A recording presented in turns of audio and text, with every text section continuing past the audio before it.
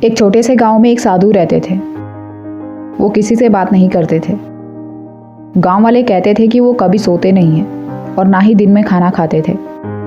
गांव के सभी लोग उन्हें एक रहस्यमयी मानते थे, लेकिन कोई भी उनके पास जाने की हिम्मत नहीं करता था। एक दिन गांव में एक लड़का आया। उसने बाबा के बारे में सुना था और उनके बारे में जानने का मन बना लिया।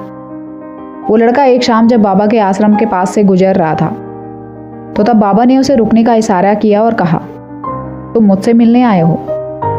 बाबा की आवाज़ गहरी थी। वो लड़का हैरान हो गया। उसने बाबा से कभी इस बारे में बात नहीं की थी, फिर भी उसने सिर झुकाकर हाँ कहा। तो बाबा ने कहा, तुम्हें यहाँ आकर मेरी बात सुननी चाहिए, और उसे अपने पास बिठाया। बाबा ने उसे एक कागज़ का टुकड़ा निकाल कर दिया और कहा, ये तुम्हारी किस्मत का लेख है। अगर तुम इसे सही समय पर पढ़ोगे तो तुम्हारे जीवन में एक बड़ा बदलाव आएगा। उस लड़के ने कागज़ को खोला तो कागज़ पर केवल एक शब्द लिखा था, धैर्य। वो लड़का हैरान रह गया। ये क्या है बाबा? बाबा मुस्कुराए और कहा, कभी कभी जीवन में हमें जल्दबाजी नहीं करनी चाहिए। तुम्हारा सबसे बड़ा पाठ यही है, धैर्य रखो और समय खुद तुम्हारा मार्गदर्शन करेगा। इसके बाद बाबा ने आंखें बंद कर ली और उस लड़के को जाने का इशारा किया।